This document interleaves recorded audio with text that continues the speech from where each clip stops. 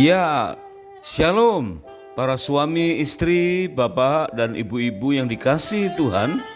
Pada episode kali ini kita akan belajar tentang bagaimana menghadapi masa-masa duka, atau lebih tepatnya saat ini tentang bagaimana kita harus bersikap jika ada keluarga lain yang sedang berduka, atau ada anggota keluarga dari sahabat atau orang-orang yang kita hormati yang meninggal dunia. Apa yang harus kita katakan kepada beliau-beliau yang ditinggalkan?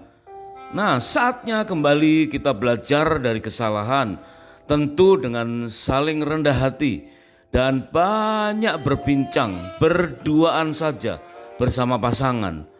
Jika kita sudah punya rencana untuk mengadakan honeymoon kedua, maka segera lakukan rencana untuk melakukan bulan madu kedua berikutnya. Dan saat mengadakan itu dengan saat yang kita sudah tetapkan semua untuk belajar dari kesalahan-kesalahan yang pernah ada. Jika ada yang punya pengalaman menghadapi duka, ada anggota keluarga atau orang yang kita kasihi atau yang pasangan kita kasihi dipanggil Tuhan, maka silakan ditulis di kolom komentar. Mungkin ada kesaksian atau pertanyaan atau pendapat. Karena pada episode kali ini kita akan belajar tentang bagaimana contoh ketika Bapak Paus wafat. Apakah kita harus mengucapkan turut berduka cita atau berbelasungkawa? Nah, yuk kita mulai pembahasan kita.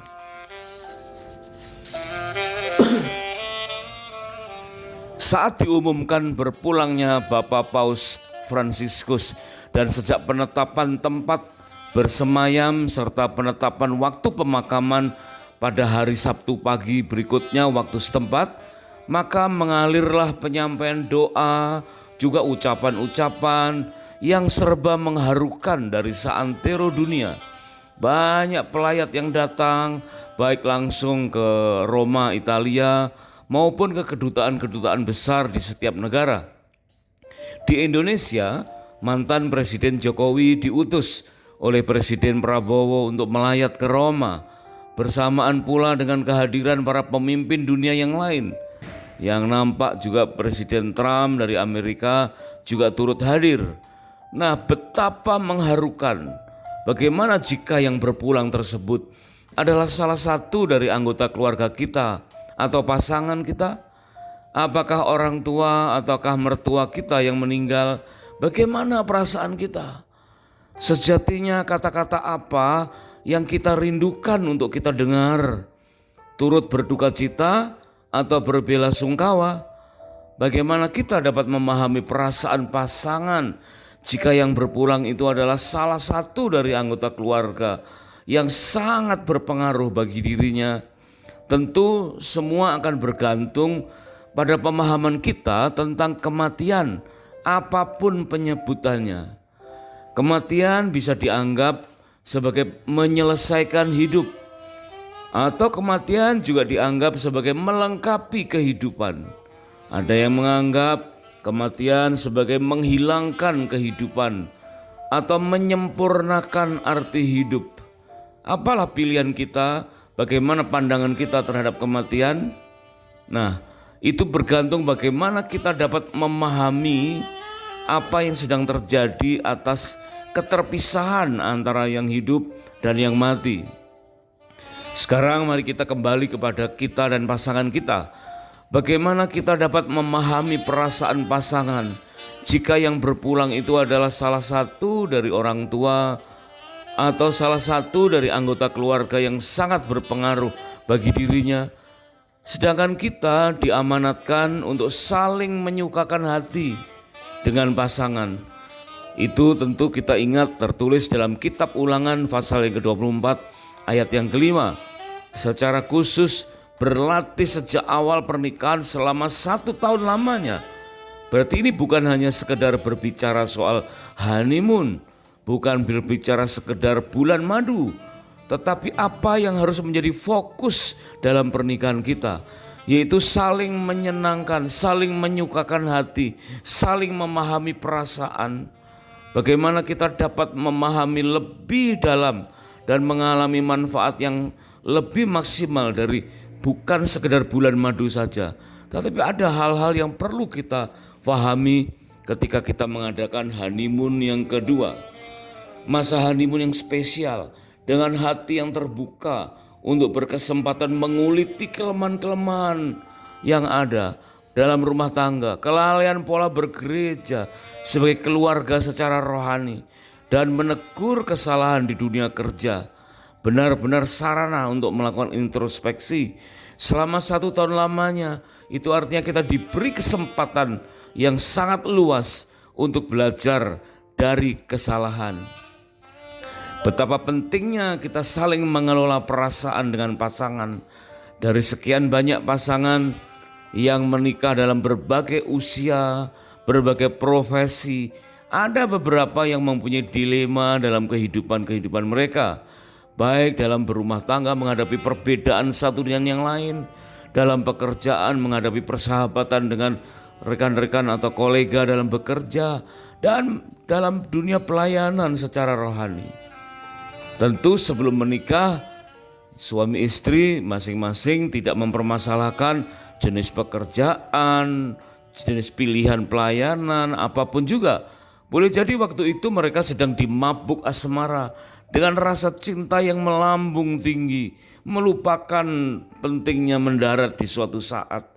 Namun setelah sekian lama menikah, dengan munculnya fakta kebutuhan ekonomi, banyaknya gesekan, munculnya berbagai kendala dalam meniti karir, beberapa di antara mereka mulai merasa perlu untuk mulai mempertimbangkan jenis profesi atau karir pribadi atau pelayanan. Inilah yang disebut sebagai dilema di dalam kehidupan, sehingga sulit untuk saling memahami dengan peka perasaan-perasaan kita dan pasangan.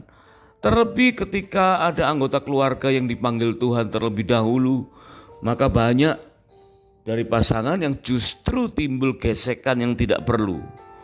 Nah, sekarang mari kita belajar tentang firman Tuhan yang berbicara di seputar kematian, ya, seputar keterpisahan antara yang hidup dan yang mati.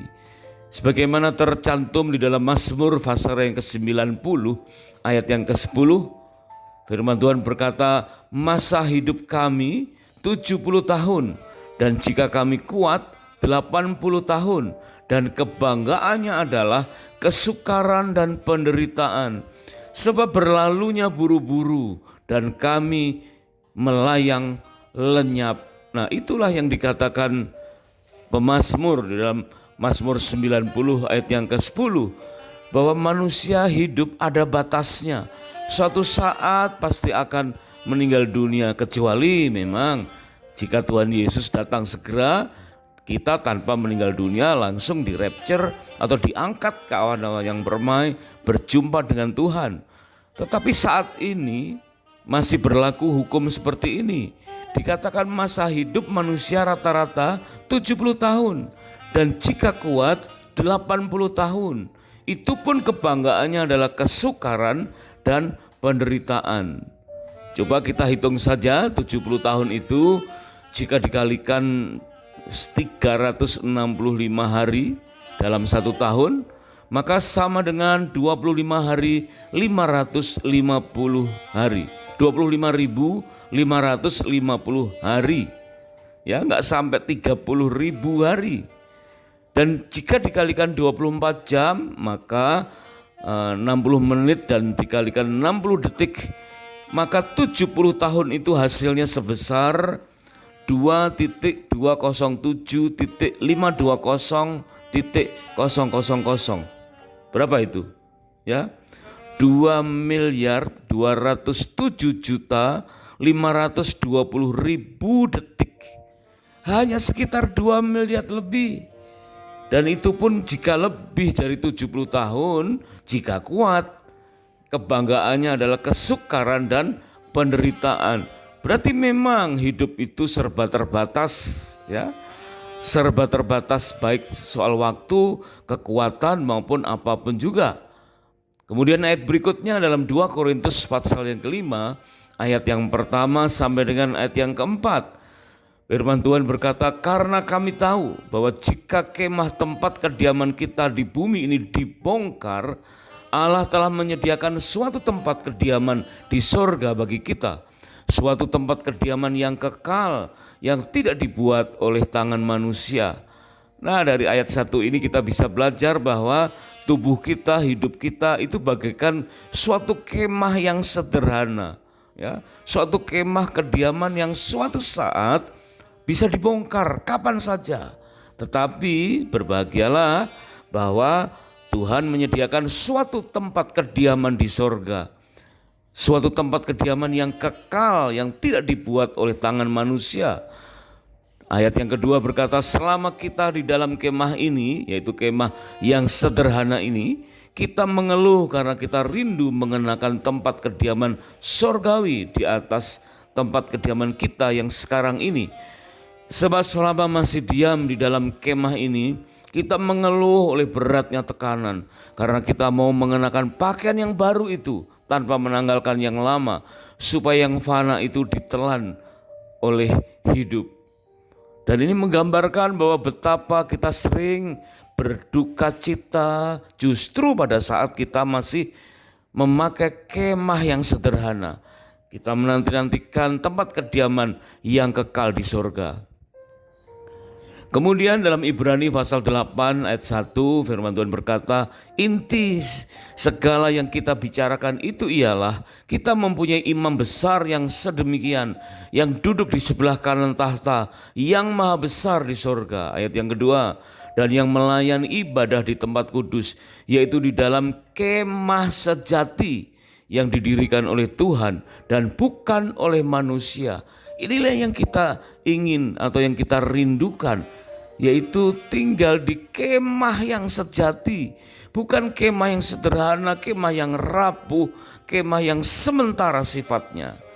Nah, sungguh indah di dalam Wahyu pasal yang ke-14 ayat yang ke-13 firman Tuhan berkata, dan aku mendengar suara dari sorga berkata, tuliskan, berbahagialah orang-orang mati yang mati di dalam Tuhan sejak sekarang ini. Sungguh, kata Roh, supaya mereka boleh beristirahat dari jerih lelah mereka, karena segala perbuatan mereka menyertai mereka. Wah, indah sekali. Ya, kitab yang terakhir dari Alkitab kita, Wahyu pasal yang ke-14 ayat yang ke-13 mengatakan bahwa orang yang mati itu berbahagia. Orang yang mati, yang matinya dalam Tuhan, itu orang yang berbahagia. Berarti apakah kita harus mengucapkan ikut berduka cita ataukah sekedar berbelasungkawa? Seharusnya kita mengucapkannya turut bersuka cita, ya, turut berbahagia. Sesuai dengan Wahyu pasal yang ke-14 ayat yang ke-13 tadi, dikatakan berbahagialah orang-orang mati yang mati dalam Tuhan. Jika kita yakin bahwa yang meninggal dunia itu adalah dalam Tuhan, maka justru yang meninggal dunia itu berbahagialah, ya, berbahagia. Nah, mengapa kita harus berduka cita sementara yang meninggal itu berbahagia?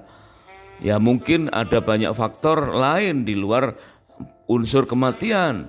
Keterpisahan memang membuat sesuatu duka, ya, rasa kehilangan, tidak adanya lagi kebersamaan. Tetapi itu akan hilang dengan sendirinya. Itu akan mengalami siklusnya. Dan kemudian kita bisa dapatkan bahwa ternyata sebuah kematian adalah sebagai sebuah kebahagiaan. Kita harus pegang firman Tuhan, bukan pendapat orang atau emosi sementara. Dan firman dalam Wahyu 14 ayat yang ke-13, Tuhan berkata, aku mendengar suara dari surga berkata, tuliskan, berbahagialah orang-orang mati yang mati dalam Tuhan sejak sekarang ini. Sungguh, kata Roh, supaya mereka boleh beristirahat dari jerih lelah mereka, karena segala perbuatan mereka menyertai mereka. Jadi kata-kata apa yang harus kita ucapkan untuk pasangan yang sedang berduka? Kata-kata apa yang layak kita dengar ketika kita sedang mengalami keterpisahan atas meninggalnya orang yang kita kasihi? Turut berduka cita atau berbelasungkawa atau justru turut berbahagia? Tentu kalau turut berbahagia masih ucapan yang langka ya, mungkin seolah meledek atau meremehkan orang yang mengalami kedukaan. Tetapi sesungguhnya pengertian ini harus kita dapatkan dalam hati kita, yang kita harus tularkan dengan pasangan kita. Tentu bukan lagi ucapan yang penting, bukan ucapannya yang penting, tetapi tindakan apa yang menyertainya. Seperti halnya waktu Tuhan memulihkan pernikahan Adam dan Hawa. Tuhan tidak banyak berbicara kepada Adam dan Hawa, tetapi dalam Kejadian 3 ayat yang ke-21 dikatakan Tuhan membuat jubah kulit, pakaian dari kulit binatang untuk Adam dan untuk istrinya, lalu mengenakannya kepada mereka, lalu melabas kepada mereka. Tuhan memulihkan rasa duka Adam dan Hawa yang telah jatuh dalam dosa, yang telah mengalami keterpisahan dengan Tuhan, kembali pulih, diakrabkan, dijadikan kembali hubungan intim kembali dengan Tuhan. Bahkan pernikahan mereka bukan sekedar pulih, tapi pernikahan mereka juga kembali bergantung kepada Tuhan. Dan situasi seperti itulah yang kita harus dapatkan di dalam kehidupan pernikahan kita. Jadi tidak terlalu penting apakah kita harus mengucapkan turut berbahagia, turut berduka, atau turut berbelasungkawa. Jika itu terjadi bagi kita atau pasangan kita, maka kita harus saling menguatkan perasaan dari masing-masing pasangan. Nah, tentang saat Bapak Paus wafat, apakah kita sampaikan turut berduka cita atau berbelasungkawa? Sama saja ya. Tapi intinya bahwa siapapun yang meninggal dalam Tuhan, yang mati dalam Tuhan, itu adalah orang-orang yang berbahagia. Kita berbahagia bahwa kematian, akhir hidup diakhiri dengan kematian di dalam Tuhan. Terima kasih sudah menyimak, dan kiranya Tuhan Yesus memberkati kita dan pernikahan kita dengan berlimpah-limpah. God bless you.